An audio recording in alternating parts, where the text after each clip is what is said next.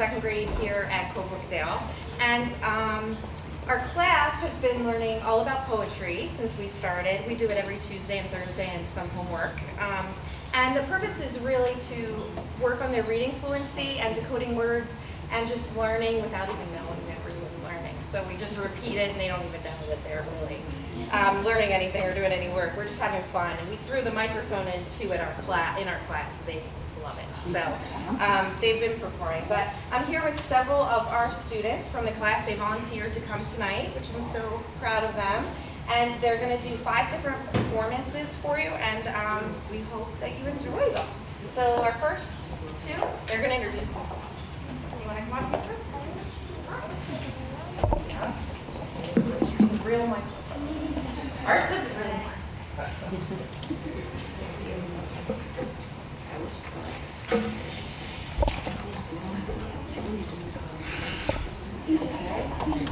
All right. We're performing Spooky Chatters. I'm Veronica. I'm Tamri. Who said the owl? Meow said the cat. Boo said the ghost. Screech said the bat. They're not meant to scare you. They never be mean. They just want to say, have a great Halloween.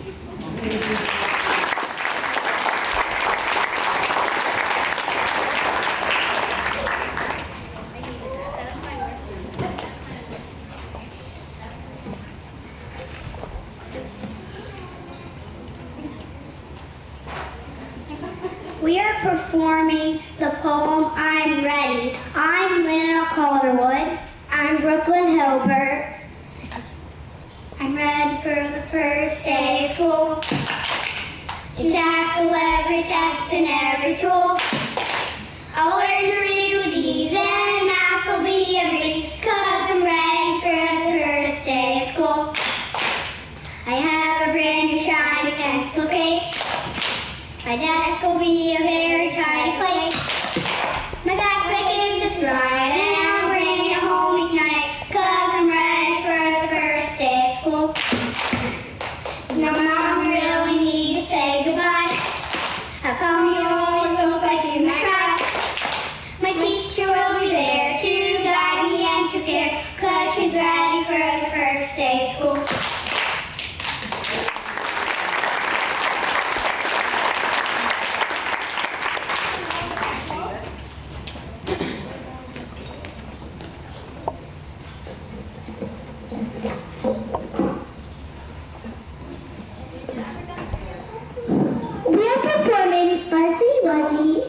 I am Berlin listener. My name's Violet. Fuzzy Wuzzy was a bear, but Fuzzy Wuzzy had no hair. Could Fuzzy Wuzzy be a bear without some Fuzzy Wuzzy hair? He's not a bear, and that's for sure, without some Fuzzy Wuzzy fur. And if you're wise, you'll know for sure that all bears have some fuzzy fur.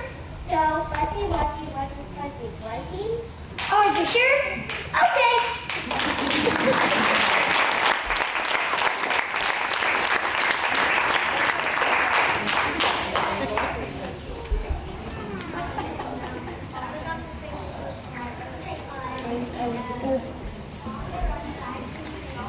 I'm sorry.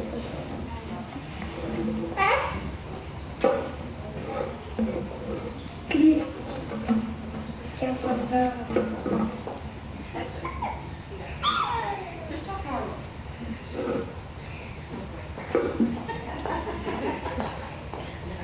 Yeah, that's good. We are performing School. I'm Sky Beal. I'm Carter Schlegel. I hope you like our poem. The grass is all brown and crunchy. My pool is full of leaks. My feet have outgrown my sandals, and school starts in 2 weeks. I've done every level on my video game, been everywhere on my bike. All of the days seem kind of the same, each long afternoon alike. My backpack is packed and ready, and deep down in my heart, I'm not sad summer's nearly over. I'm ready for school to start. I'll throw noon.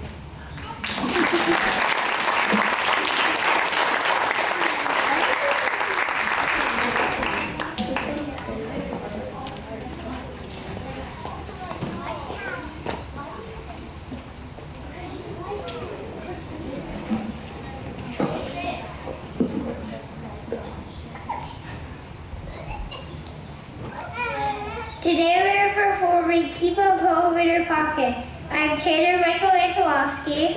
I'm Jason Walter.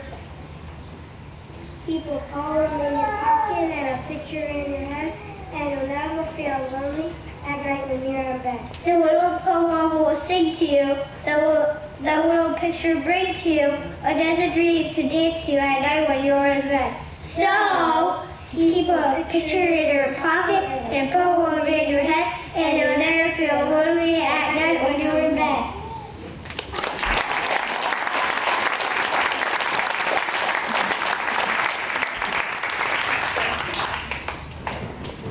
Second grade, you want to come up and Take a bow. take a bow?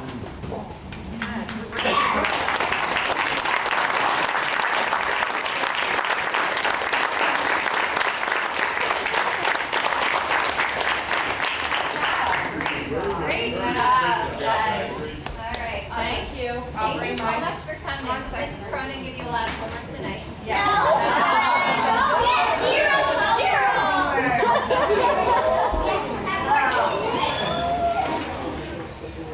All right, that was a wonderful welcome from Colebrookdale. Thank you very much. Ms. Hogan had to step out for her VCIU and the BCTC, so what we're going to do, we're just going to bypass that for now, or maybe we'll just move those presentations to our next meeting. Or not presentations, but reports. So that'll move us right along to our community work presentations. We'll start off with education and student services. We have a special education presentation and a batch student intern presentation. Ms. Portia, would I do that? Oh, Ms. Bartman. Thank you so much.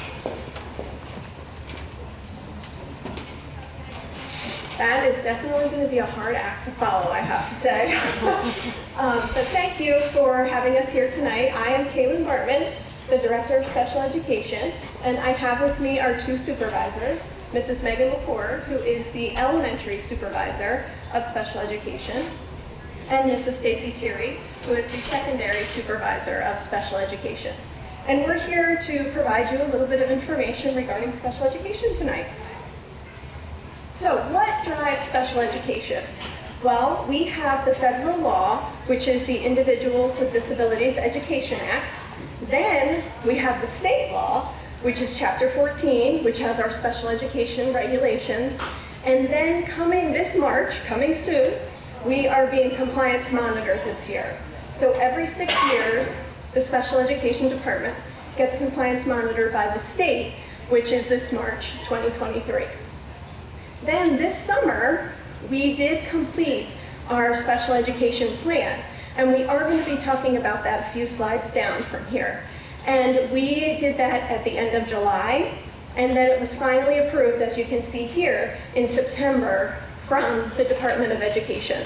So when we completed it, they did come back with a couple of revisions that they needed to make, and then we were finally approved on September 14th. Our special education department staff for the district includes Mrs. Kaylin Bartman, who oversees K-12 as the Director of Special Education. I'm Stacy Thierry. I oversee grades 6 through 12, the Secondary Supervisor of Special Education. We have Megan McCord, who oversees kindergarten through 5th grade as the Elementary Supervisor of Special Education.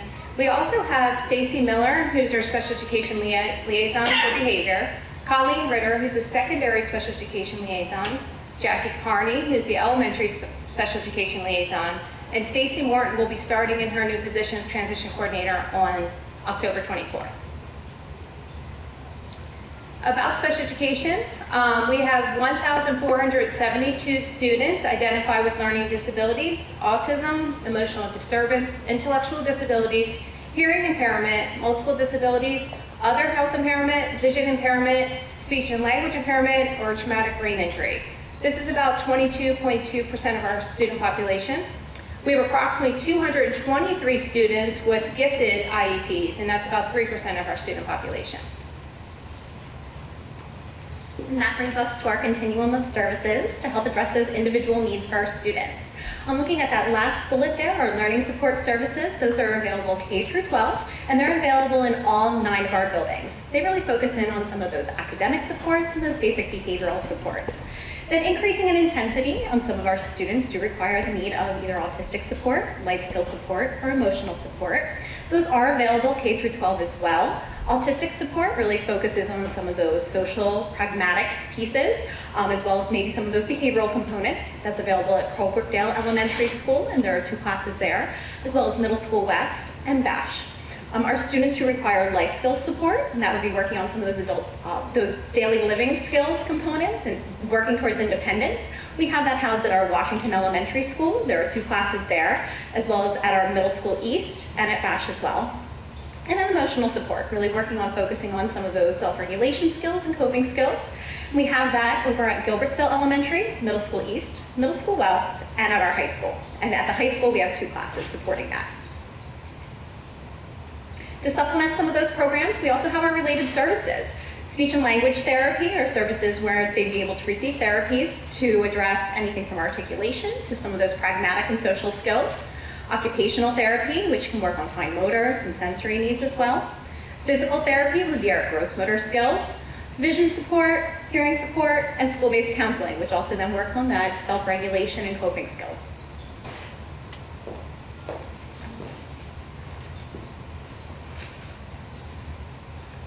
And as I had said at the beginning, we did complete our special education plan this summer. So I wanted to be able to go through a few of the parts with you. If you would like to read it in its entirety, it is posted on our special education website, which is part of the Boyertown website. It is on our front page. It is a lengthy document, but as we go through here, I'll tell you what some of those longer parts are. So it really starts out with just our program profile, which, as we already discussed, is the number of students we have in special education along with the percentage.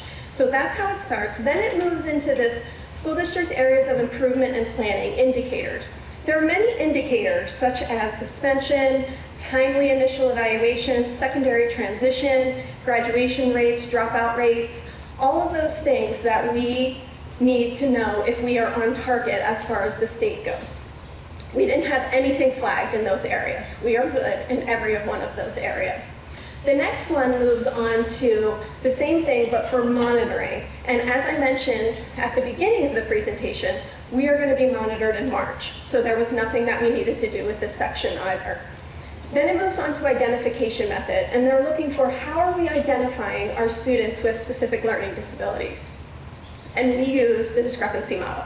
So that's the piece we have to list there. So these parts are actually pretty quick in the plan. There's not a lot of information we needed to write. Then it goes into significant disproportionality, and they're looking for that for placement, discipline, and identification. So are there any student groups that we're over-identifying or that we're doing discipline with? Again, for Boyertown, no areas of concern in these different categories. Non-resident student oversight, that has to do with a 1306 facility, a residential facility. Again, within the Boyertown School District bounds, we don't have a residential facility. So that's a section that we say we don't have a facility, but then if we did, what would we do? And then incarcerated student oversight, again, that is another area. We don't have a juvenile detention facility within the bounds of the Boyertown Area School District. So again, we report that we don't have one of those, but if we did, how would we work with those students? Then it moves on to the least restrictive environment. There are approximately 6 questions that we have to answer in this area. And it's all about how are we supporting our students and where are they spending most of their time? Are they spending their time in the regular education classroom, the special education classroom, and what supports are we providing them? That's explained in this section. The next one is positive behavior support. And we actually have a behavior support policy, so that is part of this. And then we talk about how are we supporting our students in special education with behavior. What are those supports that we're wrapping around our students to help them be successful? Intensive interagency, that is if we have students that are difficult to place. Sometimes we do come across that in special education. So then we have what we call an interagency meeting, where we can bring different agencies like creative health, people together to really brainstorm, what can we do to help our students? So that's what we talk about in that section. Education program, if you do take a look at the special ed plan, this is the long part.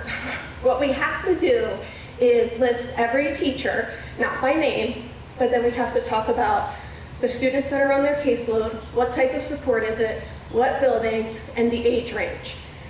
So when you go into the document, you will see that is multiple pages because we have to list every teacher with that information. That takes up a lot, and the next part also takes up a big chunk of the special education plan, which is the special education facilities.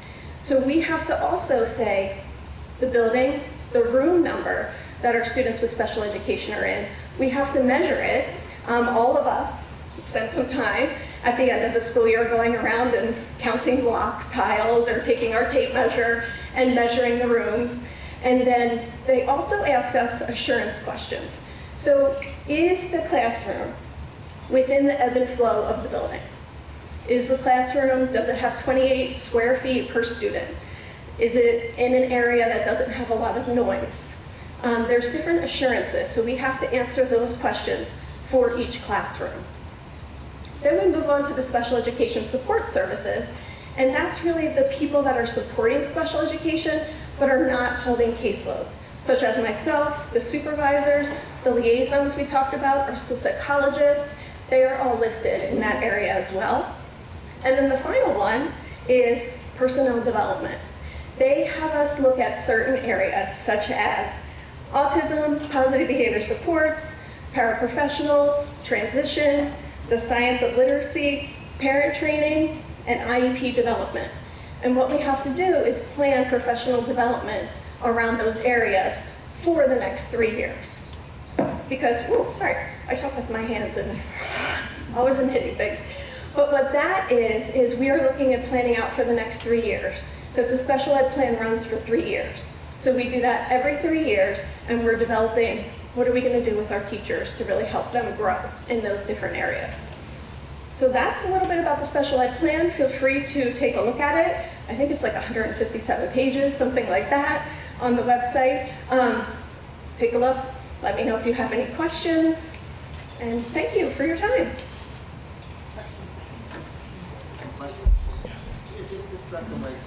Yeah. I kind of have a couple, so because I'm new to it. So how does one start? How did you get the child started into the classes? Is it through teachers? Is it through the parents requesting? Both.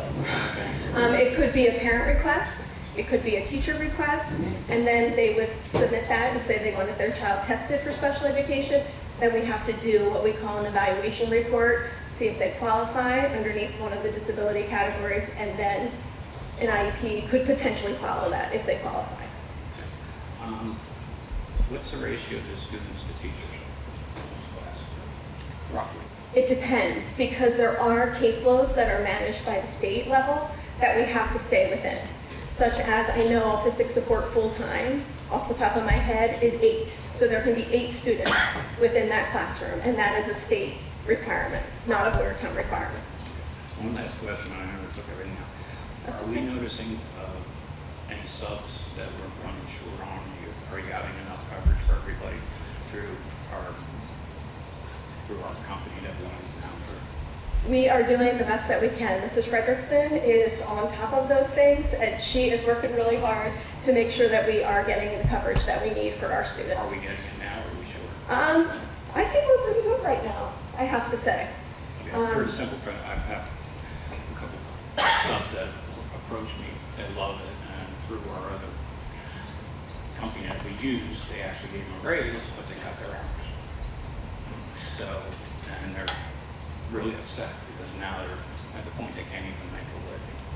So they're looking, some are driving buses And that's why I asked that question specifically about the sub shortage. So, but thank you, appreciate everything. Sure, you're welcome. On the last slide that you had up there was something about out of Oh, I'm sorry, I did miss that. So part of the least restrictive environment, you have to list the out-of-district placements that we're utilizing. So we list them there, and then we list the number of students that are attending that out-of-district placement. So that is part of the special ed plan. I apologize. It's okay. I was talking too fast. I thought maybe I missed it. But No, I how didn't. many students do we have total that are out of district placement? I would say probably, About 98. what is it? 90s. In the 90s. I haven't totaled that. That's not a number that I keep total, but we could definitely get that for you. And that's not all day for all of those, or is that all day for all of those? Those out-of-district placements, they are there all day. We work very hard to, part of those special education liaisons that Stacy was talking to you about, they go to those schools and we meet with the schools and we talk about when is it appropriate for them to potentially transition back. So we do have our liaisons out there in the schools working on that. You're welcome. With the shortage we have all over, why would we cut hours on the aides or paraprofessionals, whatever you call it? I am not sure. I think that was, we're not necessarily cutting hours, they're still there all day. My understanding, Mrs. Yeroff, is that we didn't cut hours, but we did increase hours during COVID due to the shortage of people. So the contract that we have with Press was always for 6.5 hours, but during the last 2 years, as we were needing to do more coverage and the number of people not working, we incentivized and asked for people to work a half hour additional each day.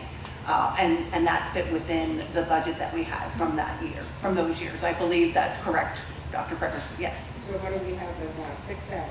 6.5 hours is what they were always at per day. Thank you. You're welcome.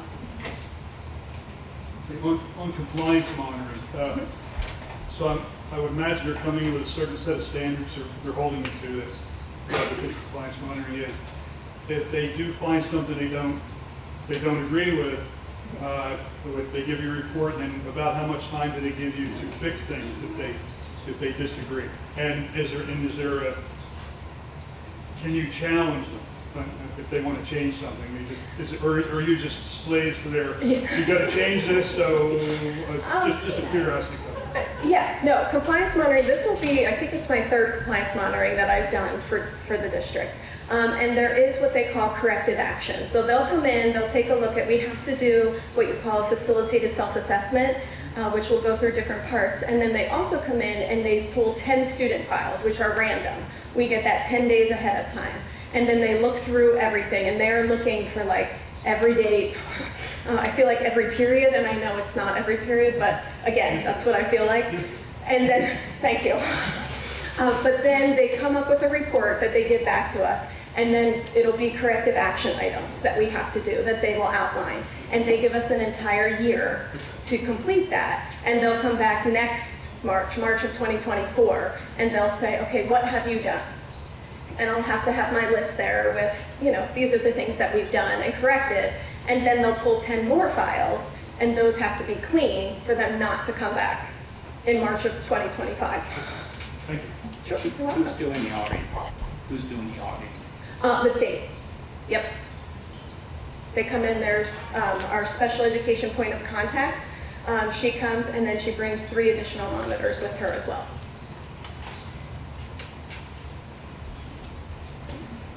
All right, thank you all very much. Sure. Thank you. All right, Ms. Cook. Ms. Blair's up. Good evening, everybody. I just want to take a moment and introduce the 2 young ladies here with me tonight.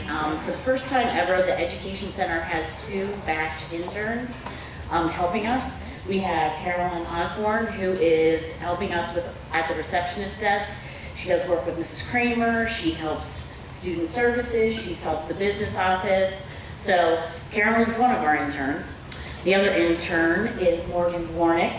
She is the communications intern this year. So for the first time ever, I have a communications intern, which is a really neat experience. So I'm going to turn it over to Morgan for a little bit. She's going to tell you about the program and how the program works.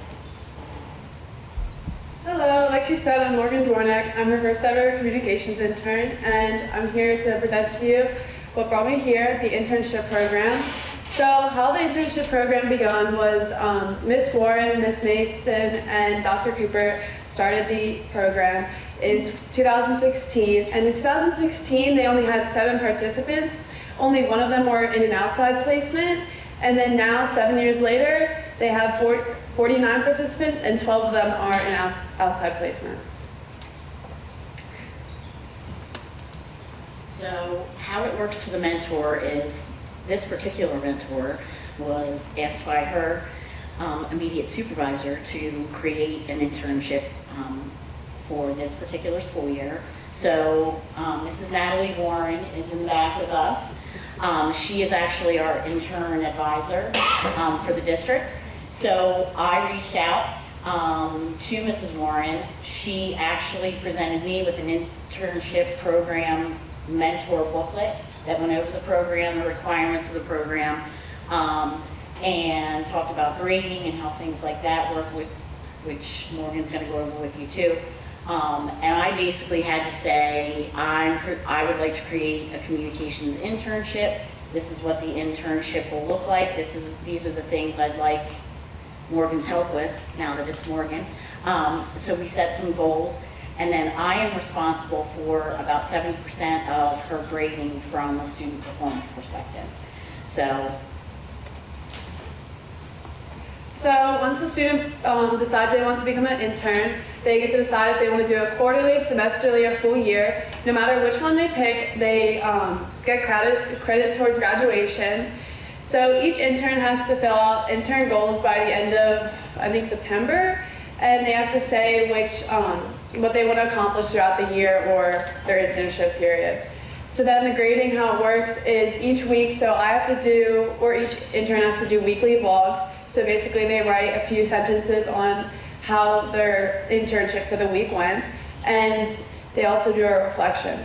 Then the 10% of the grade comes from observation. Mrs. Warren comes around and visits all the interns throughout the year and uses that towards the grade.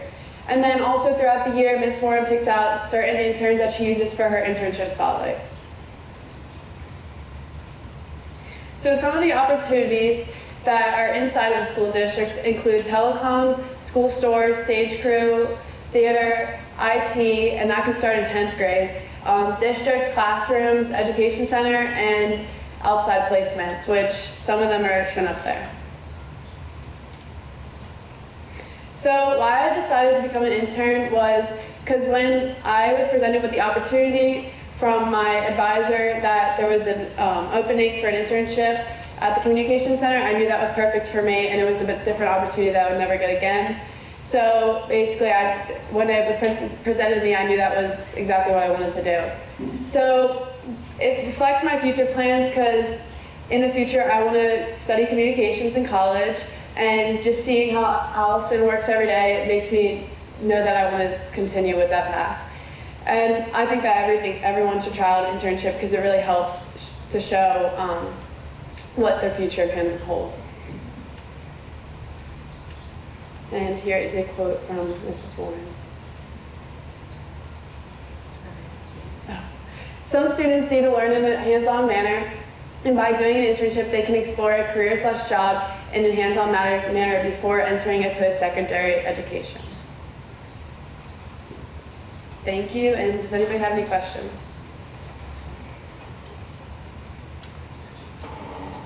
Yes. Do you feel you're getting enough education to make yourself?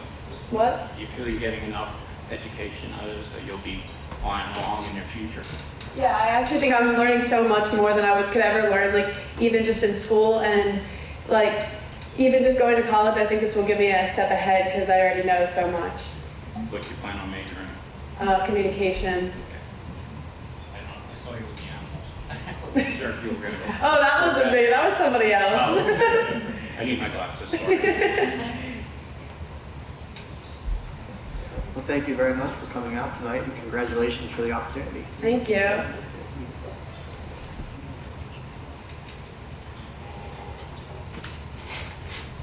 All right, Mr. Hemingway, I'm up, and we are going to continue our discussion on Policy 707. And at everyone's space tonight, I did leave a printout with respects to Policy 707, and I wanted to back up as to what brought us here to be looking into 707. And what you have in front of you is some notes that were presented to myself and Ms. Denicola from Ms. Denicola's administrative assistant, who really oversees the use of facilities. So some background information is that in 2021, the new administrative assistant had taken the position and was trained under the previous administrative assistant, Mrs. Ritter, and she handled the school dude software, which is where we start with facilities reservations. And when the new person, Ms. Wagner, came into her position halfway through the school year, most of the recurring events and meetings and practices had already been entered in school due for the year. So she didn't really, have as much hands-on experience. So when the new school year started, and school due, process and organizations and events, she shares with us that an organization must request registration to our school due. And she included the link, for our sakes of reference. They must read a summary agreement and check it to agree. And if they do not, they cannot proceed. So School Dude is the software, like I said, program that you work through as you're looking to reserve any one of our facilities. Every person that wants to utilize any part of Boyertown Area School District has to start and go through this process. This is even something internally that we do. For instance, when we knew that we were going to have our committee of the whole meetings back in our elementary schools, my secretary had to go into school due to make sure that Colebrookdale Elementary would be available this evening, that this space would be available. So we do all those checks to make sure before we just put ourselves into places. So the process is there on how to maneuver through the school due process. They can see our calendar of events on school due. That would be anybody from the outside that's looking to utilize our facility. Once they submit a request, the building secretary is notified. They review the request and they either approve it or deny it based on the room availability, custodial availability, performance, light, sound, etc. And then if they approve the request, it goes to the building principal, who also reviews it and approves, because they may have something that they know might be coming up that they didn't put in there yet before they approve an outside organization. Once it's approved at the building level, then it comes to Ms. Wagner over in our business office. And at that time, she would contact the organization regarding their insurance coverage, because they must submit a certificate of insurance prior to the first day of their event. She also then reviews the event and note any fees to be charged based off of information that was entered into School Dude. School Dude then sends the billing notification. So once the event takes place, our billing department generates an invoice and sends it to the organization for payment. So here was where the problem more or less came to our attention, and not a problem, but where we gained more meaningful information. As new events were requested for Mrs. Wagner to process, she was receiving some pushback from organizations concerning the changes for those events. And what she had found was that the district had not followed a consistent application of our current fee schedule or consistently enforced the facility regulations. So there were processes or arrangements made, but there was nothing in writing. There was nothing in this area of School Due. There was not necessarily a file that went with it. It was just being the person who was in that position for so long that knew that if one organization came along, that they had a special fee and that they didn't get billed the same fee that somebody else might under that classification. So this is where the first sense of communication came to Ms. Denicola and myself, and we were of the understanding that, well, we need to rectify this. If we have a policy and we're expecting people to pay fees and they fall under a category, then we should make sure that we're leveraging some consistency. So I just wanted the board to have some background information as to that we didn't just decide to go after 707 and start applying new fees. What we were trying to do was be consistent with the policy that was already in place. Did you have anything that you wanted to add, Mrs.? Yeah, I would just say that over the years there were certain handshake arrangements, I would call them, that the board was never made aware of. So when you have new staff come in, Ms. Ritter was there for 30 plus years. She followed the handshake agreements that had been laid out. When you bring in new staff, they look at things with fresh eyes, and we always go to policy to make sure that we're adhering to policy, and that's where the inconsistencies came out. So it was, we brought to our attention, felt the need to address the policy, so it's applied first and foremost in accordance with policy, and that it's applied the same way under every classification. So once that was brought to our attention, we did ask Mrs. Wagner to, continue to do some research.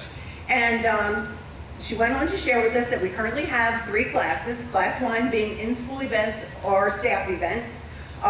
She was suggesting that we add more classes to be able to separate out the organizations to types. For instance, she suggested that a nonprofit group be given their own class.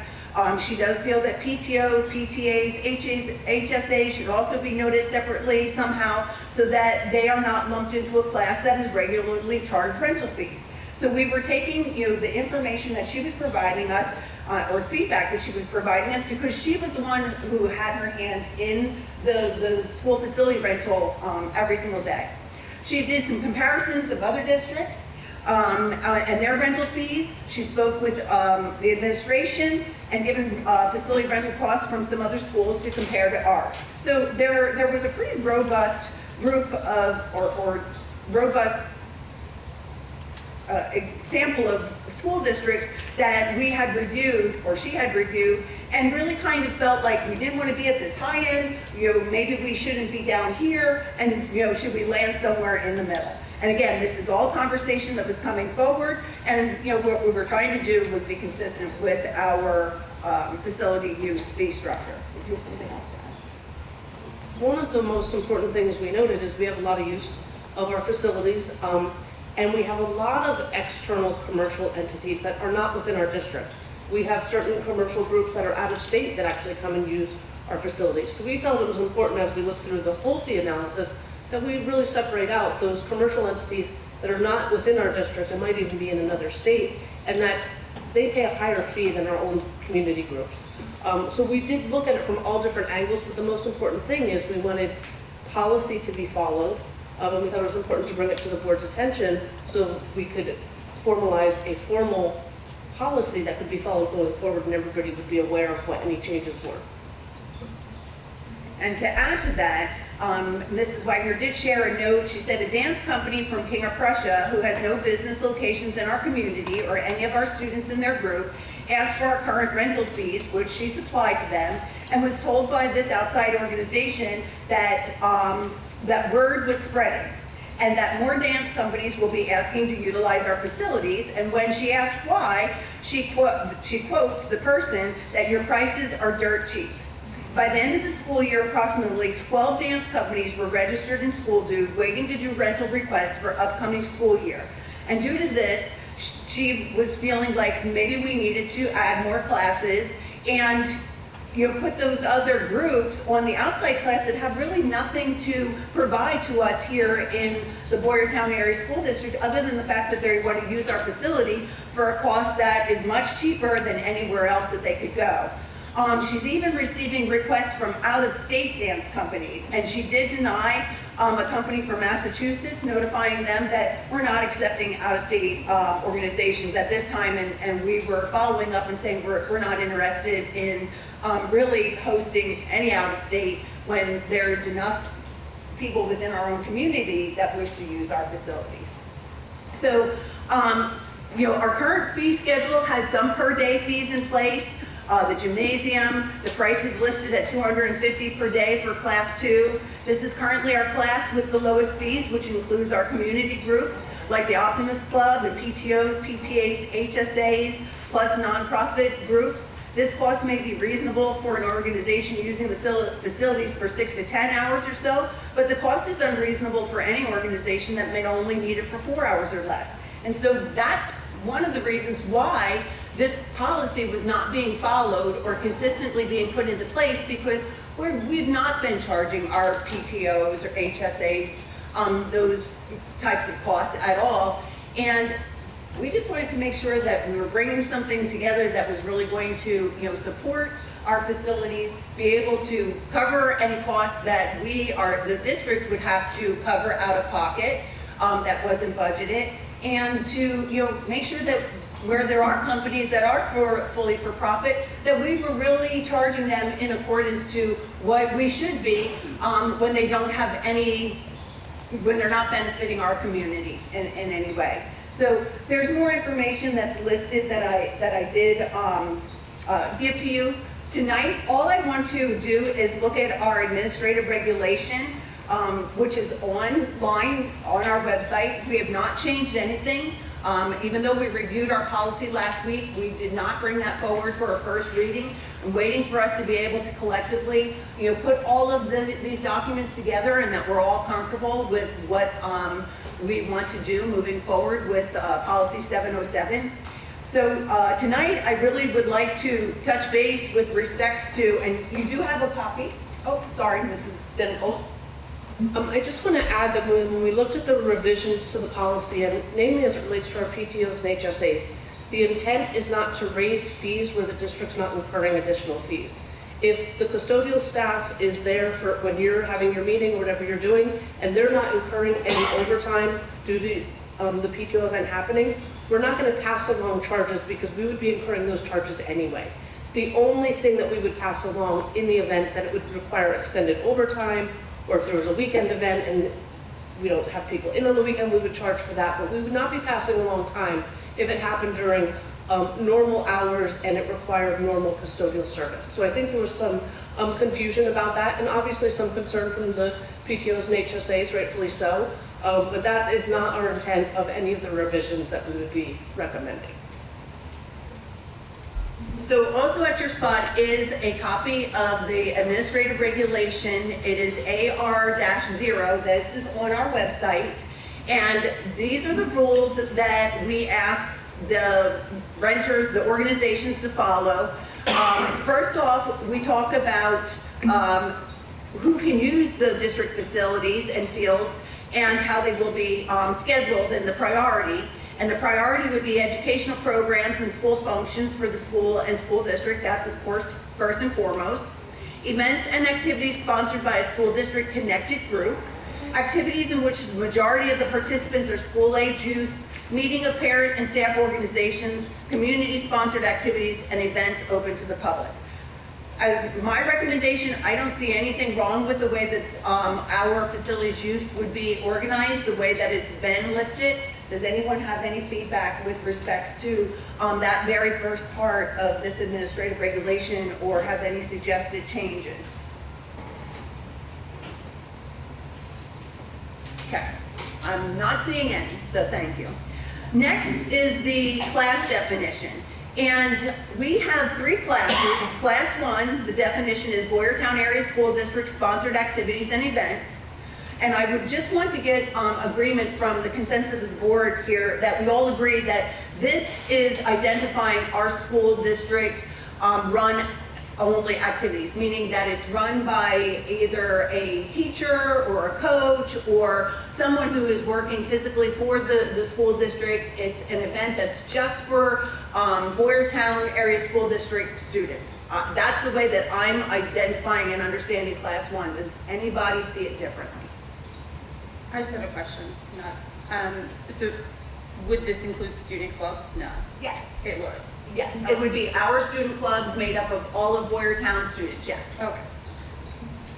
Yeah, I think that there's a little, there may have been some discrepancy there, and that some people may have been put into Class 1, and I think it's pretty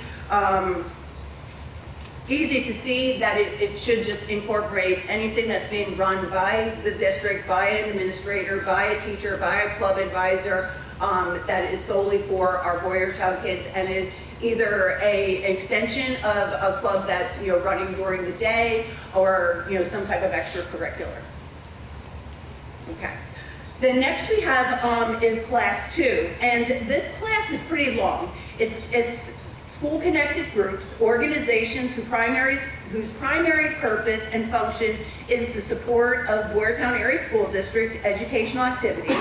This includes, but not limited to, our PTAs, our HSAs, all the different acronyms that we put with this group, our music league, our booster clubs, and the like. So organizations that are directly linked to supporting and putting different activities in place for, again, just Boyertown Area School District students. So right there I'm pausing because I feel that this class 2 should be separated into 2 different classes. So as I go into the next part would be community civic service organizations, organizations within the geographical boundaries of the school community whose primary purpose is the betterment for the community and providing of services to residents. This includes, but is not limited to, Lions Club, Rotary Club, Kiwanis Club, Optimist, government agencies, local, state, and federal, and the like. So, only Mary Beth Torsha opinion is that this seems like it's a pretty large class and it's pretty all-encompassing. And when you look at, breaking down any type of fee structure, you're going to be dinging your groups that are directly affiliated and working within your schools with your students, with some that the organizations may not be comprised of all Boyertown students and may have different things that they're doing. Again, it's just the way that I'm reading it, but if everyone's comfortable with the way this class is identified, then it remains. Do we have anything from like the Lions Club or the Rotary Club or the Kiwanis that actually come in here and do something for our students or community? We do. So Rotary Club comes in and they're not, I shouldn't say that, I don't have it right in front of me for everything, but an example of something that the Rotary Club does is they do deliver dictionaries to 3rd grade students each year. Now, they're not renting our facility, but it's certainly something that they're doing that's involved. I'm not certain that the Lions Club, and again, without having the list of organizations in front of me of who may have used them, and I think I was more looking at in terms of somebody using our facility out of this group for something.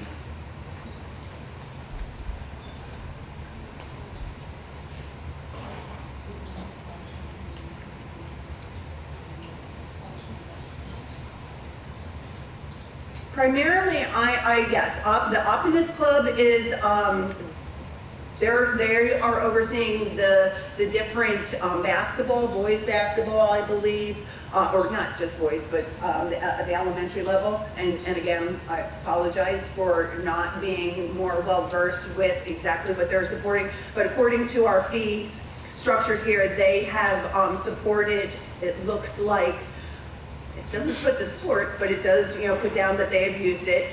And I'm assuming there's a Boyer Soccer Club, that's Eastern PA. I don't know that that's directly related to the Lions Club or the Optimist Club. But I do know that they are, supporting, I believe, our younger student athletes. So, and they are paying and have been paying and have reached out and have been very supportive of the fees that they have been charged to utilize our gymnasiums. So there's been nothing but positive feedback. And I'm going to look to you, Mr. Hemingway, because I know that you have a direct connection. Yeah, I've had conversations with the Optimist Club and they're very pleased and thankful for the opportunity to use our gyms. And as far as fee schedules go, they think it's very fair. Of course, their concern was an increase so they could, adjust their registration, but they were very positive in some of these actions that were taken.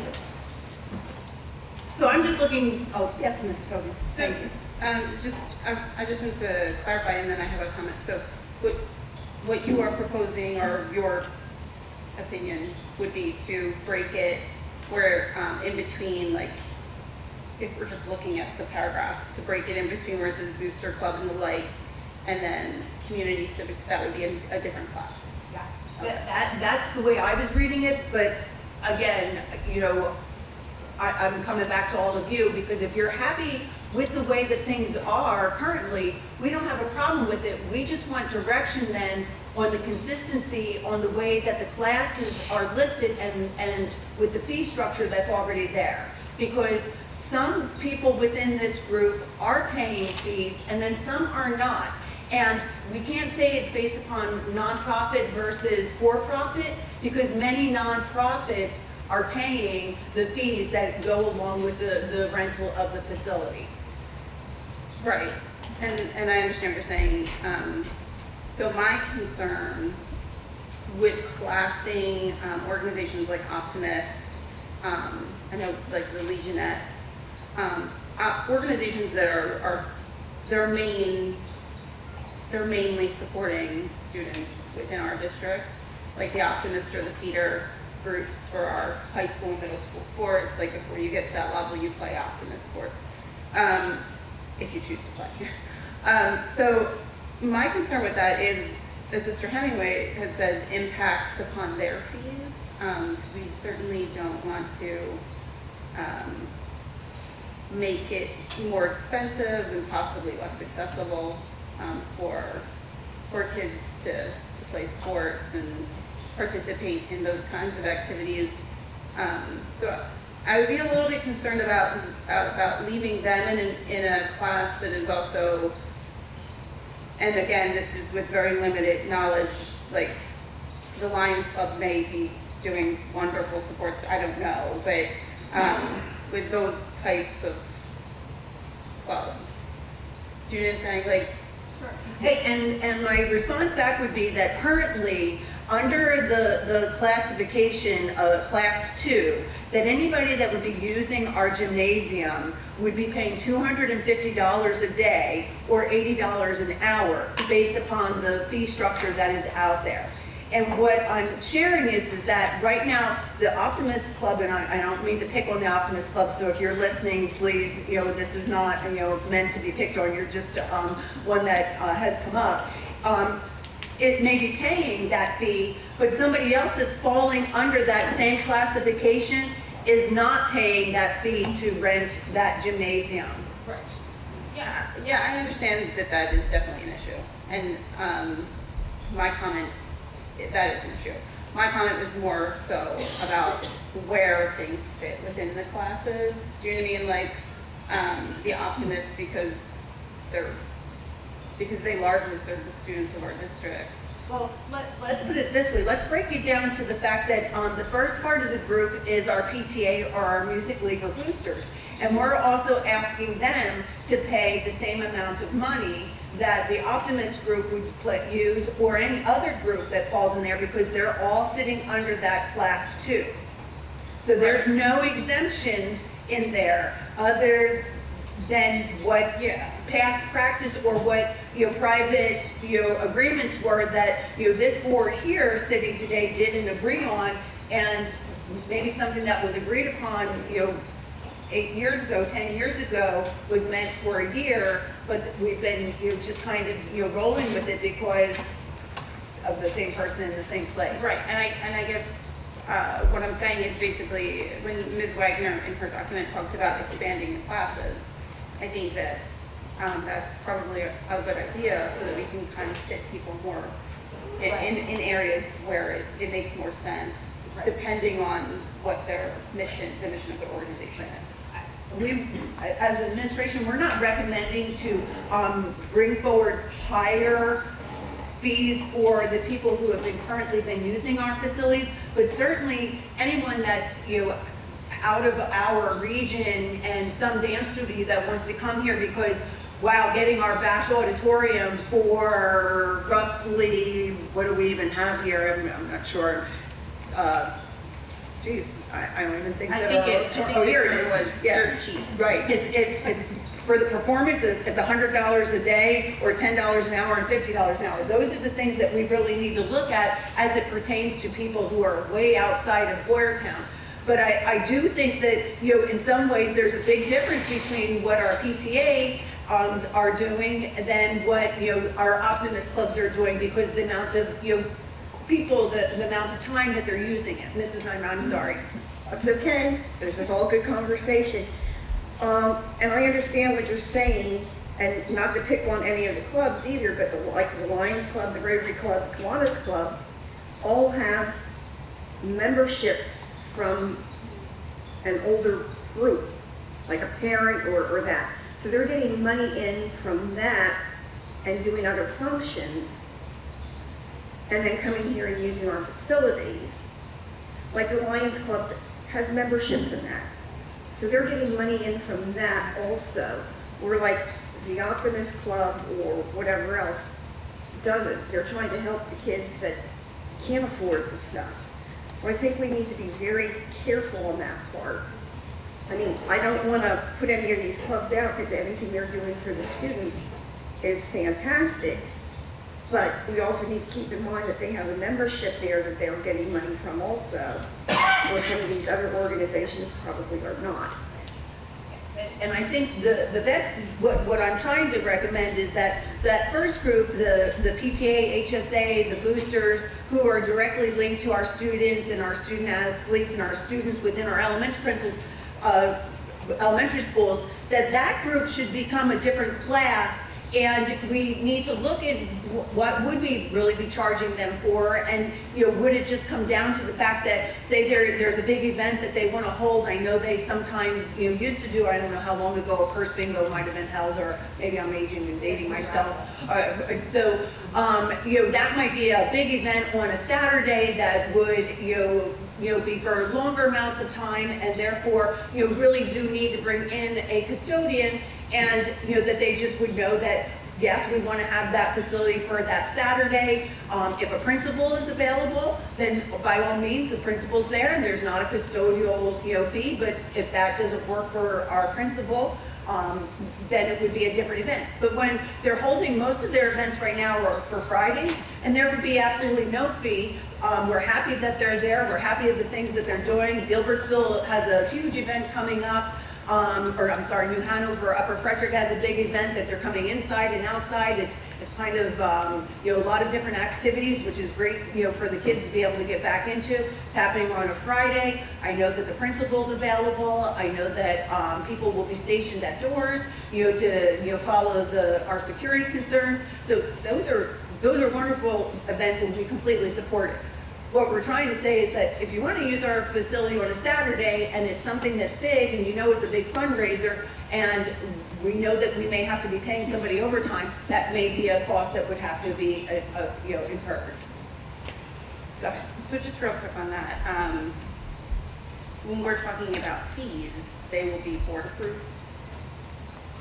The fee structure would be board approved once we adopt one, or if we change the one that we have.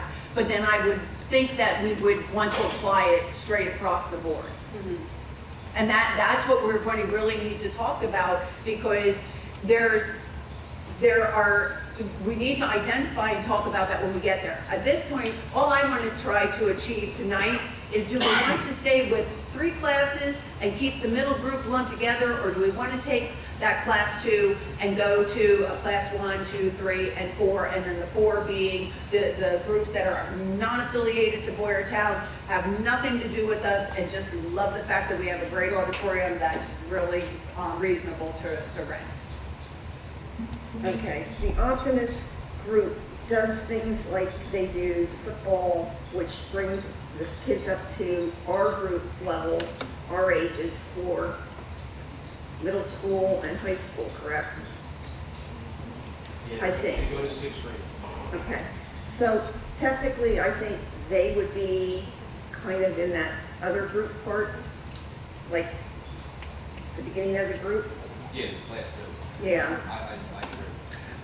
Well, I'm not disputing that. What I'm saying, okay, so you're saying along with our PTA and our boosters, you would think that the Optimists would go there as well? Yeah. Okay. Yeah, but they want to get some. But if you think that there shouldn't be a subgroup and we keep everybody in, I'm fine with I'm thinking, How about if I come back to us with the exact groups who are, what they're using, and I thought that I had it here, and I apologize, I have about 50 different windows open, and I'm not going to find the one. I'm used to using 3 screens in my office. Let me, nail that down, but all I wanted to bring forward is talk about the classification. We can continue this conversation about who we think should fit into what. You have the copy of the administrative regulations. You see who's there. I will push back out to you the groups and what they support, so that we can break it down. In comparison, I was sharing with you fees that have been paid, not necessarily really telling you, the specifics. Because I also know that there's a baseball group that is, really interested in working with us. They have their own huge field that they want to share with us and give a presentation to our board about. So there's, great reciprocal, work that's going on between the district and the organizations that are out there supporting our kids, from little on up.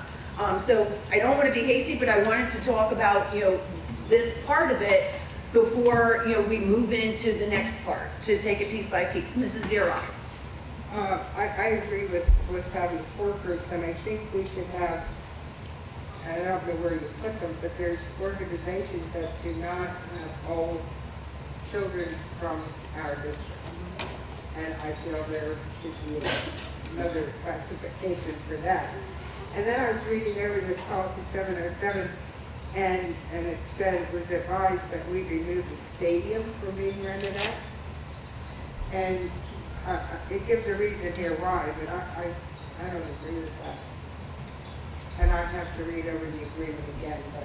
And that's fine, and that everything is, up for discussion with respects to, what can be used, what shouldn't be used. That was clearly a recommendation based upon the individual that is, securing the facilities and, what she was observing. So just, just points of communication, conversation.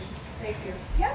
Actually, I was thinking of 5 classes because it looks like if they're not in the geographical of the Boyertown School District, we're not going to rent to them. Well, there are organizations around, some of the dance studios and that in particular, that do rent our things.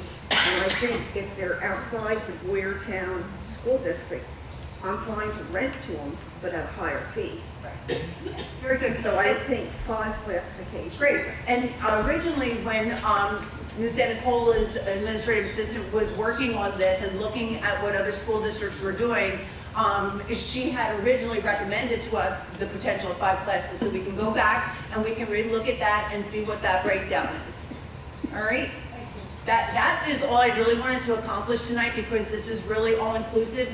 I'm working to get this completed by the end of the school year, so that July 1 of 2023, any decisions that the board decides to make, that we are able to adopt it, before the end of the year, be able to notify everyone if there's any type of fee change, so that everybody is prepared well in advance. Mr. Zawada. Bottom line is, I talked to 5 different boards for 5 different school districts, and they laughed at me. They're saying, what? Everything's free? So, and then even went over some of the fees. And they're, what? We might bring our people into your school because it's cheaper than we're charging ourselves. So this has been going on too long. We have expenses now. Electric's not cheap. Personnel are not cheap. Insurances are not cheap. Lighting's not cheap. So we just, the freebies are gone. Whether it's Optimus, whether it's Kiwanis, they all have money. Okay, it's not like we're sitting here taking a company that's a nonprofit and doesn't have the money. Okay, but bottom line is, we look at the facilities and say we're going to not do this particular facility. Like I can see the football field. I mean, we have turf, we have a track that we spend money on. No turf. Well, I'm sorry. Don't give us another started, please. But it can be easily torn off. So, but no. I don't know, I'm just tired, like I said, this thing like we're trying to rip off the neighborhoods. We're not. They're ripping us off to a point. So that's where, depending on how many categories we want to go, that's another story. And we can turn this into a huge, where everything is brought up, but 3, 4 is somewhere the number that we should be at for, otherwise you might as well throw 10 in there and start breaking them down, and you'll be spending half your day in this kind of hole doing the same thing. You know, spending more time figuring out, oh, what we should be charging this particular group for. So, but thank you for all your work on this. Thank you. And Mrs. Giroff, did you have, no, anyone else, Mrs. Hogan? I just have one more question, and I'm not even sure that I heard you correctly. When we were talking about fees, did you say you wanted to apply them like across the classes? Well, the way that our fee structure is out there right now, it is, other than class 1, because we've identified that as school-related work, but anyone that is currently in class 2 or class 3, there are fees for all uses of our facilities. And you are, and that's what I'm kind of trying to figure out, because it would depend where something would fit. You know what I mean? Like if that's something that we want to continue, right, or if we want to adjust right, fees based upon the class. Correct. Yeah. So you didn't. Okay. I just wanted some direction on, do we want to just stay with these 3, or do we want to stretch it out and identify those organizations that are here that are you know, really making impact and giving back to our school district and our students, and treat them a little bit differently than we would, you know, some other organizations that, you know, are getting to utilize, you know, our gyms every night. I believe they're, you know, being used, and you know, obviously our outside fields, they're used, but they do, you know, help to maintain the infields on them, you know, take care of backstops. So there's a lot of great, you know, give and take that, you know, happens with the community. So we're trying to just be consistent, because there's been too many, you know, different things that have occurred in the long time that, you know, our past administrative assistant was there, and she was there for a very, very long time, probably longer than most of the business managers. So now, you know, that knowledge has gone away, and, you know, new information has come to this new administration. So. Okay. I appreciate it. All right, thank you then. I will come back with you. Oh, you have a question? Well, to me, the big thing is the classifications have to have clearly understood criteria, and whoever goes into that classification has to meet that criteria. I don't know how you want to do that. That might be a little difficult, and you may have to put a couple different classes to get that, but the biggest thing is, okay, here's the criteria to meet that class. And everybody's going to have favorite organizations. They are, that's just how we are. But we can't let that enter into the classification, and it has to be the criteria, and it's got to be pretty, you know, pretty objective, not subjective, in order to be fair to everybody going forward. That's my thoughts on that. Thank you. That completes my portion of the meeting, Mr. Hemingway.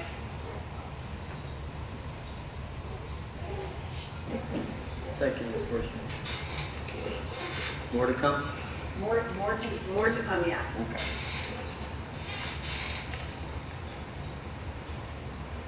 Okay, that's going to bring us to public comment period number 1.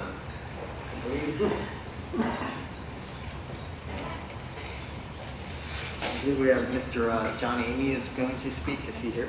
Yes. Okay. John, let me read this. Even though you've heard it before, let me just read it again so everybody's aware. On behalf of the school board of school directors, I would like to welcome you to this meeting. We welcome your attendance and input from stakeholders to assist us with making recommendations and decisions related to the Boyertown area school district. The procedures and rules for public participation are detailed in BASD Board Policy 903. This document is available on the BASD website. Participants properly registered with the board secretary will be recognized as deciding officer.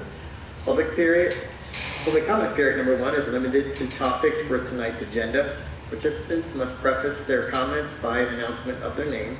All statements, inquiries, or comments shall be directed to the presiding officer. No participant may address or question board members individually, administrative team members individually, school employees, or members of the public individually. Note that we value and will not compromise the privacy of our students and staff. Please see us outside the realm of a public meeting if you have a concern about an individual staff member or student. And for public comment, includes a question. Ms. Portia, a member of her staff, will be in contact with you to confirm your questions and provide you with the information. Comments are limited to 3 minutes and comment periods are limited to 30 minutes.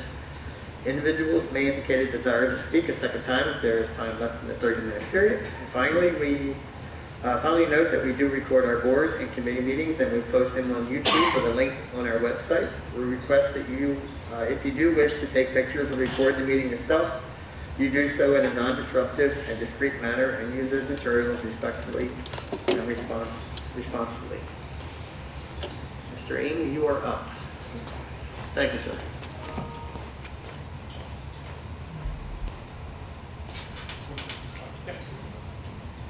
John Amy, New Hanover Township.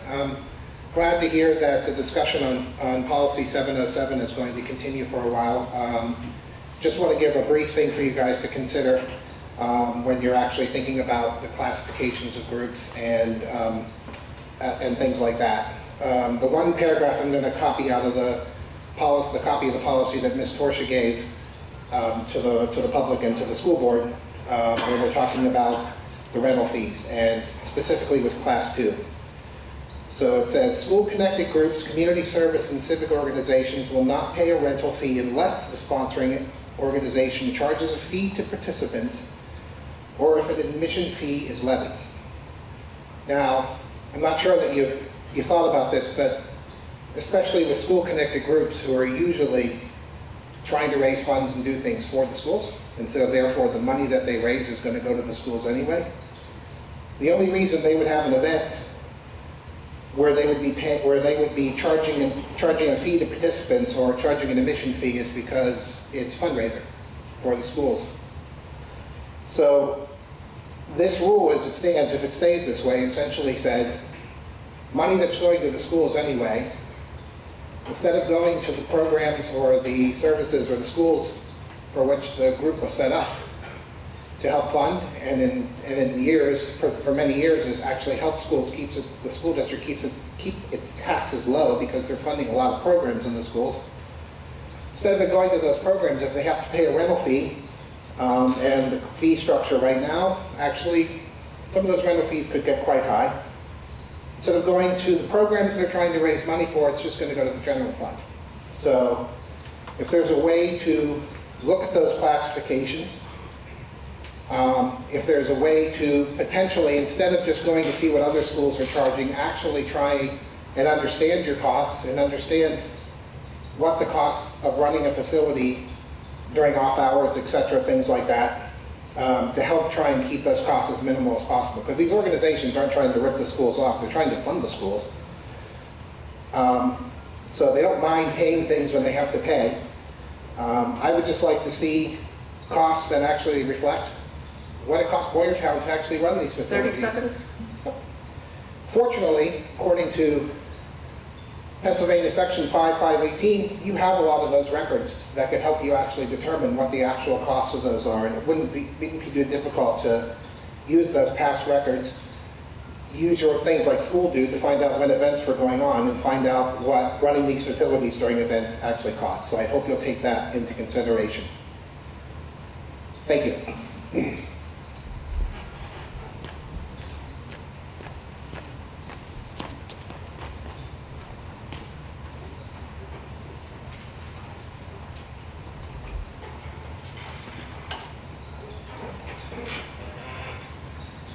Okay, moving on.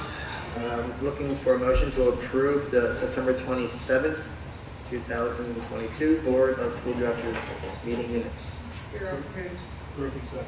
Okay, I have a first from Ms. Deeroff, a second from Mr. Brophy. Any questions, comments? Can we have a vote, please? Mrs. Hogan. Yes. Ms. Nyman. Yes. Mr. Panarello. Yes. Mr. Updegrove. Yes. Mr. Zawada. Yes. Mrs. Scott. Yes. Ms. Deeroff. Yes. Mr. Hemingway. Yes. Mr. Brophy. Yes. Motion carries. Ms. Torsha. Next, I would be asking for the Board of School Directors to approve the personnel agenda as presented. Here, please. Mr. Roth moves, Mr. Panarello seconds. Any questions, comments on personnel? Thank you all. Go for a vote. Mrs. Hogan, Yes. Ms. Nyman, Yes. Mr. Panarello, Yes. Mr. Updegrove, Yes. Mr. Zawada, Yes. Mrs. Scott, Ms. Diroff, Yes. Mr. Hemingway, Yes. Mr. Brophy. Yes. Motion carries.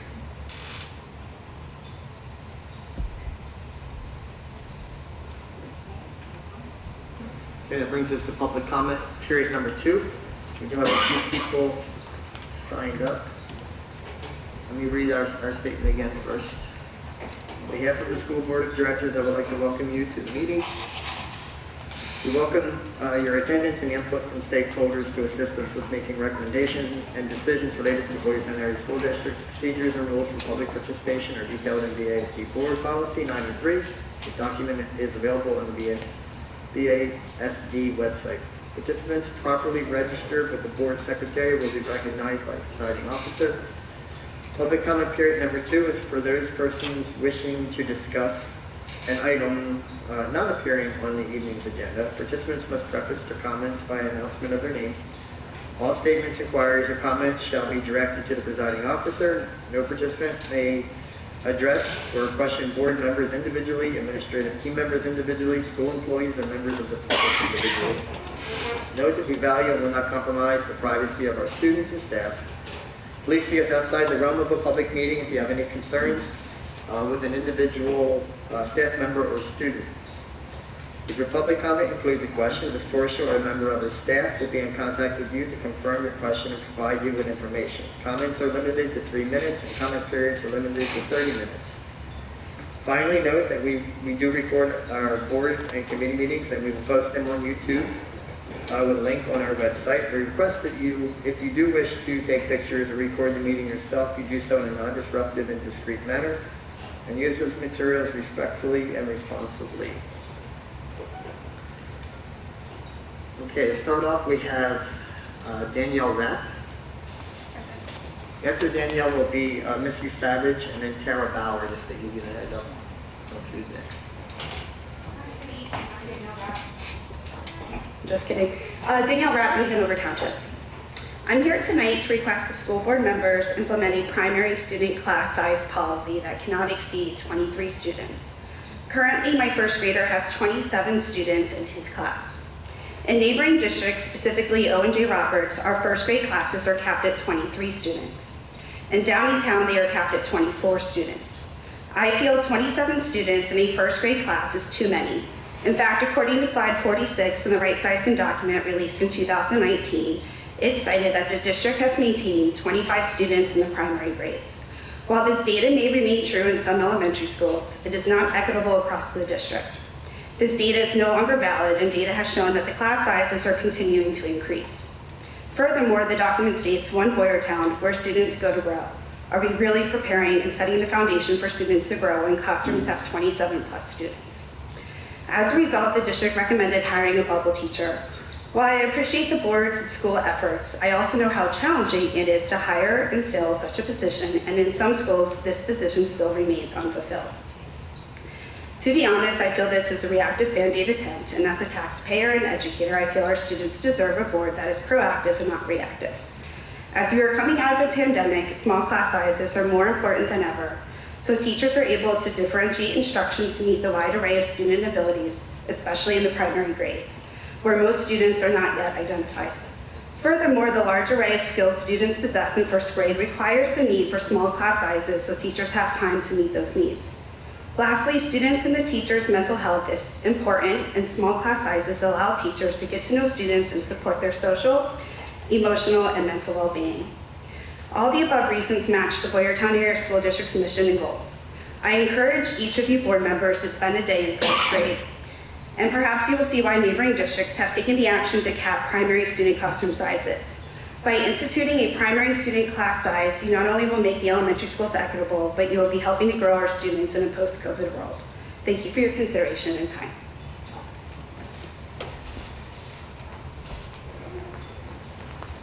Next we have Donna Savage. After Donna will be Tara Bauer. Donnie Savage. Now that you have a board-approved budget for this school year and you've seen a 5-year budget projection, I'd like to talk to you about your significant role in oversight and strategic planning. Oversight has become so critical. Over many years, school budgets have been strained to the point that administrators and staff are stretched their limits and turnover is high.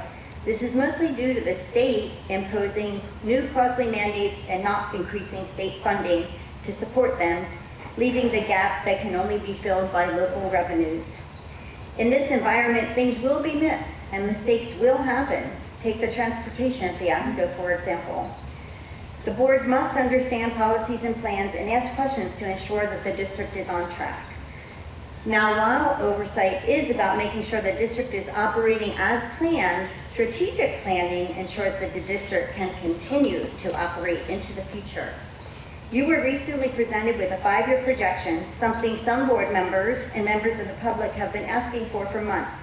What you saw was very bare bones compared to what's been provided in the past. I sent you an email outlining the work in front of you now, which is understanding and challenging assumptions and asking for different scenarios. I'll summarize that very briefly. So for revenue, what tax increase was assumed? And you can ask for the scenarios to be run with different tax scenarios as well, including the state's Act 1 index projections into the future. And what was assumed about real estate tax collection changes and growth of homes in our district. That seems to be a crystal ball issue that we can never get right. On expenditure assumptions, what about salaries? You know you have a BAEA negotiation coming up, so that's a big question mark. And Mr. Sultanik can help you understand how other districts are faring in their negotiations, help you maybe figure out what you might expect. Healthcare benefits, what was assumed and why, and based on what? PSERS, what was assumed? Was it based on Pennsylvania's estimates for PSERS increases in the upcoming years? Special education, what was assumed? This is an area that grows very exponentially. And cyber charter costs, this is a biggie for Boyertown because we lost more kids to cyber schools since 2020 than many other school districts. And I know that we based a lot of our budgets on that. So finally, and what happens if we don't make those assumptions? What if we only make 80% of that goal, or 50 or 25%? What happens?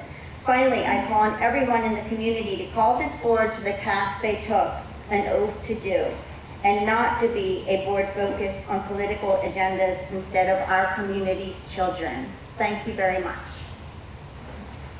Ms. Bauer, you're up, and then Nicole's next.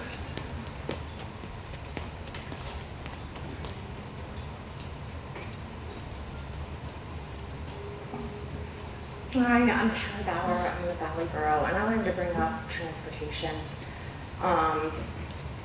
Last month there was an incident with students, multiple bus stops that were literally forgotten on their bus run. And they had to stand outside for over an hour and 20 minutes after their pickup time. Now, some parents don't have access to cell phone or email, which is what transportation uses to contact people, unless it's break time. So some of us didn't know for over an hour that this was going on. And thank goodness it wasn't freezing cold outside, because what would have happened then? And the fact that there was no acknowledgement to it, I had to send an email. I called transportation. They don't answer. They wait hours to call you back, and nothing gets done. The kids still have tardies on their records for something that they're not at fault for.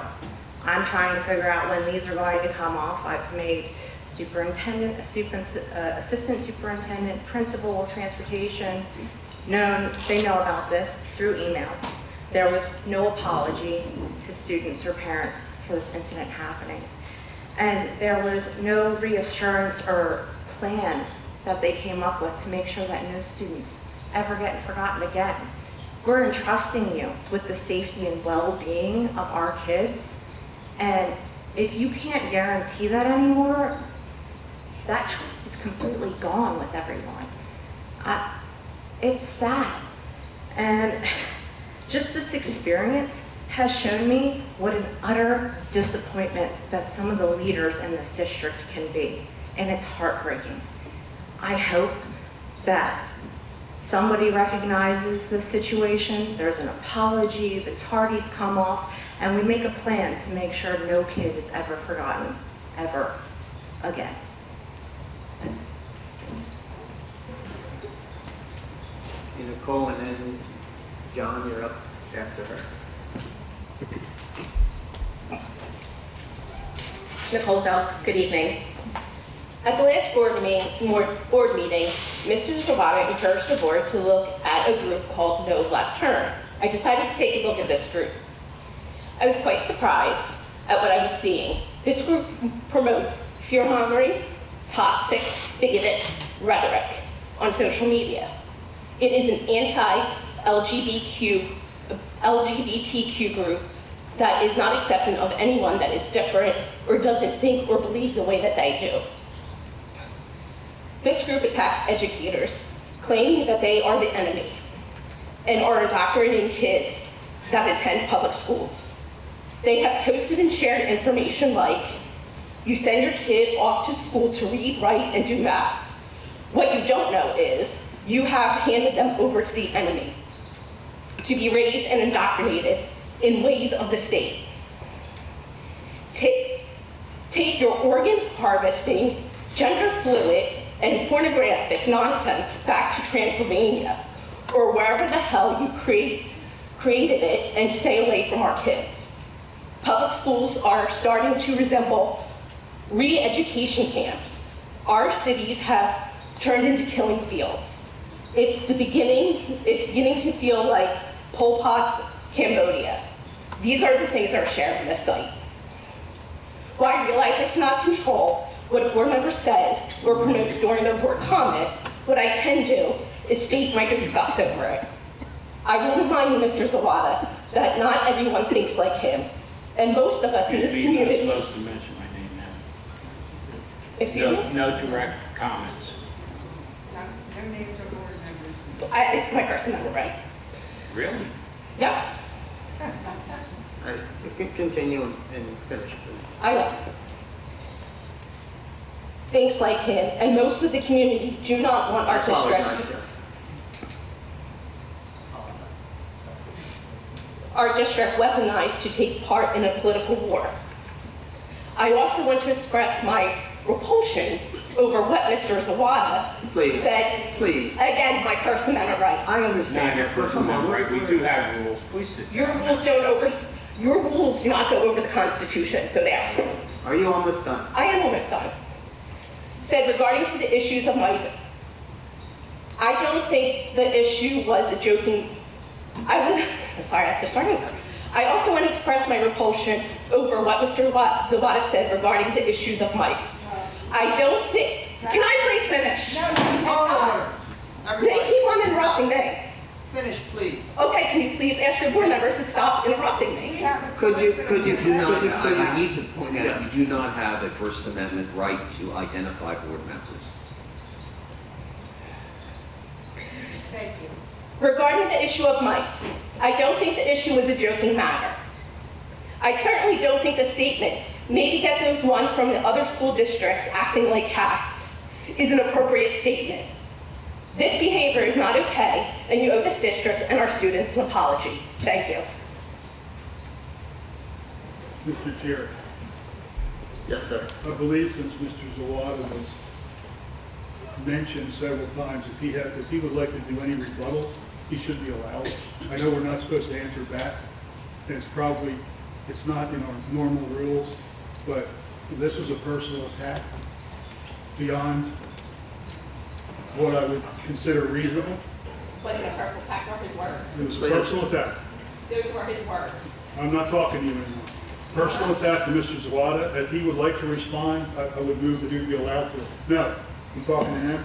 I'm not, this isn't for a board comment. This isn't for a debate. It's not a debate. Yeah, I'm not debating anything, I just think. Okay, well, I didn't say. If we're following You don't have our the, rules, order, you don't have the floor at the moment, Ms. Hogan, so please. Well, if we're following our rules, we can't. Order, you special do not rules have the for floor certain at the moment, Ms. Hogan. Okay, Mr. Hemingway. Mr. Sawada, Mr. Sultanic, Mrs. Hogan is now advocating for a relative right now, does that bring up a question of ethics at this point? I am a student member, I pay taxes. Look, I think we should go through the public comment period. I don't think it's in anybody's best interest at this point in time to respond to those kinds of comments. Mr. Zawada, if he wants an opportunity at the conclusion, he can do that, or in another venue, but I don't think he should be placed on the spot where he has to make a response to that. And this is not a town meeting, this is a board meeting where we listen to public comment. Okay, I agree. Mr. Amy? I'll save my comments for another night, waive my comment tonight.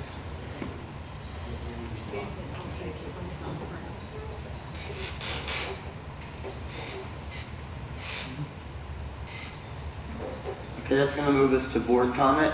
What I'd like to do for board comment though, is if we can limit our time to, you know, the same expectations that we do to our public, you know, 3 minutes plus a little bit, and we're not gonna do this back and forth. Once your comment period is there, that's it. This isn't board debate time. Just make a comment and we're gonna move on. I'm just gonna, what's that? Yeah, I'm just gonna go by random names. So, Mr. Up the Grove, board comment. John? I just want to thank Colebrookdale for having everybody here. Thank the second graders, they did a great job with the poems, which is good. Just go with Mr. One, I don't need to dignify an answer to what was just said, so we'll pass on that. What I'm asking, we discussed a couple times with Tony and I, we need the help of the parents. You know, curriculum questions have come up, and it's almost impossible for a school board member or a group to monitor the books, what's being said in classes. So what I'm asking is, or we are asking for parents to make sure they're watching what their children are getting at home. If they have a situation, basically the policy is contact the principal, and if they're not, contact the superintendent, administration, and after that, bring it to as a board, to each of us. So again, we've already had examples this year of it. So, you know, what people might say or what, but it is out there and there are some questions, and some of it is not, just needs to be explained. You know, it's not something that is, you know, there's reasons for it and it's been discussed and those teachers have been told, and it hasn't been anything overwhelming. I also would like to see the tardiness taken off for those students. If, you know, if it was due to the busing, it's pretty much common sense there. So if we can do that, if that's what happened, that would be great. And I do have one question. The other day I saw a full bus coming out of the Goddard School, or out of the Goddard School there on Swamp Pike, or I mean, Charlotte Street. One of our big school buses, and it was pretty much full. And I didn't know if we're running a taxi service. I know that sounds terrible, but you know, it's a non-Boyertown thing, so I don't know, maybe if we can look, if the administration can look into it, that's all. I'm not trying to. That would be one of our non-public schools that we are transporting, which we have over 500 students within non-public attendance, school attendance. But is So that's required of us? we are required, yes. Okay, Yep, no problem. anything within 10 miles of our school district. Yep. That's why I asked. Thank you for the answer. And real quick, the update on the student we talked about at the last meeting, is there anything new that has happened or something? Has some of the prayers been answered? So this was not the smoothest of immunotherapy visits. Things have settled down. She's back at school. Her classmates had a big pink out for her, so when she came back to school, everything was pink. They made her a handprint poster that's been hung. I have been in touch with Mom. We are hoping all things continue to go smoothly, that you'll get to meet her in person in November. You're very welcome. And thanks, Colebrookdale, it was very inspiring, made me feel good to be on the board. Mr. Yeroff, I'm just going to go down the line. Do you have a public comment? Thank you, administration, for bringing that 707 back up that we could discuss it.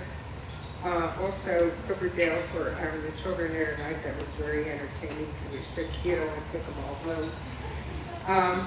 And then my next thing is question. We have board policies and they're not being adhered to. What can happen for that? Can we forbid somebody from speaking at a meeting, or what happens? I mean, we have the policies, we should be instituting them, so what's the end verdict on that? I'll have to look into the policies and confer with Ms. Dorsha, but I'll make sure you, Okay, if thank there you. is, it'll be enforced. Thank you. Let me go to Ms. Scott. Mrs. Scott, do you have any comments? Yeah, I did, well, can you hear me? Yes. Hold on, I'm getting feedback here. Hold on. I'm sorry. Okay, so I just wanted to put a bravo out to those beautiful kids that performed today. That's always difficult, I know, for them, but they did a great job, and thank you to the teachers.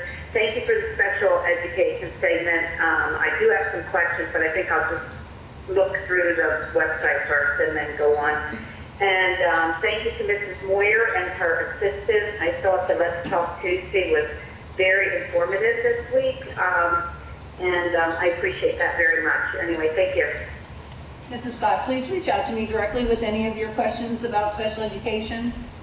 Oh, sure. No problem. I can easily get you most of that information. Thank you. Ms. Nyman? Okay, thank you. Big thank you to second graders tonight. That was fantastic. That was really enlightening. I've heard some busing issues, and not just the lady that spoke tonight, but I am hearing of other busing issues. So I guess my concern is, are we picking up every student? Because I'm hearing there's people that since the beginning of the year have not had a ride on the bus yet, going to school or coming home. They have to have parents or somebody take them and pick them up. So that's one concern I have. The curriculum, I guess I'm going to break this down into how I'd like to see something presented to us. Since I know to do the whole school district is going to be way too long, maybe we can do a meeting on K through 5th grade, what's being presented to our students, what's being presented to our middle school students, and what's being presented to our high school students. So maybe that's a starting point so that we can see what is actually being taught in the classrooms. So I'm asking for that, and hopefully we can get that going. There was something else and I can't think of it, but whatever it was, I'll email Mrs. Torsha at some point. So, Thank you, Mr. Hemingway. Yeah, so thank you to Colebrookdale for hosting us, and to the wonderful second graders. They really were great and super cute. Thank you for the mentorship and the internship. That was really great. Thank you. I appreciate that. Thank you for the special ed presentation. Super informative. Continued prayers for our little warrior from Washington Elementary. And then I just wanted to say there seems to be a pattern where a particular board member feels that it is okay to personally attack me during meetings. It is not okay. I do not appreciate it. I was not sticking up for a family member. I was asking that we follow our own policy and our own rules. And I think that it's appropriate that we do so, especially if we're asking other people to follow our policies. and rules when they come before us. So that's all I just have to thank you. I'd just like to thank Ms. Mason for hosting us tonight and all the kids and all the work that they put in. It's the best part of the night. They worked very hard and they were very, very excited. Just everyone pretty much did all the thank yous that I can think of. Just want to tell everybody. Yeah, I was going to save you for last, Jim. Yeah, cut your president. So I just wanted to remind everybody that homecoming's this Friday, correct? So get out and support the football team and the homecoming court. I would imagine the band will be playing. They've been doing fantastic. I'd like to congratulate them on their trip to Delaware. I think it was quite the experience that they had, and we've got to keep them strong and see what great things they're going to continue to bring to us. But other than that, I just want to thank everybody for coming out tonight. Board, thank you. Everybody be safe driving home. Mr. Brophy, any last comments? Yeah, first, thanks, Colebrookdale. This getting back after the schools again, after 2 years of being hidden away, is great. Actually get to see the kids. That's really what this is all about. That's why we come here. So to see them come here and do things like that, it makes it all worthwhile. So thank you for that, and we look forward to the rest of the schools we're going to go to. As far as some of my statements, everyone has an opinion. I have mine, and in my opinion, you are acting unethically by sticking up for your sister, which is what you were doing. You've done it in the past. She attacks this board continually. You know it. Mr. Brophy, I was not standing up for my sister. I was standing up for policy. We need to follow our policy. When she was policy. attacking the other board members. We need to follow our policy. That's why it is there. Where was that when she was attacking the board members? I would have to look at the policy. Okay, Mr. now if I'm Brophy. going to review the policy, as Mr. actually had said, and take a look at the policy along with Ms. Portia, so we can be consistent when these things arise. In completion, like I say, at the 707, I think we got to get that resolved. One thing I do look at is, as far as different groups out there are, there might be something we call strategic partners. That would be groups that work very closely with the school, have a direct impact on the students, a large number of students just inside the schools, and we could look at them as someone that maybe we move the classification around a little bit. But once again, the same thing goes as whatever classification you come up with, they have to have specific criteria to be met. So that's the reason I'm saying like a strategic partner maybe might be something to look at. And that's, some of those groups could end up in that. Thanks. All right, upcoming meeting dates, I do want to bring your attention. October 25th Board of School Directors meeting will be at 7 o'clock at the Education Center. But the November meeting that was scheduled back last year for November 8th, due to it being election day, is moved to November 10th. That's Thursday. That's a committee of the whole meeting, and that meeting will be at Earl Elementary School at 7 o'clock p.m. So again, our committee of the whole meeting scheduled for November is November 10th.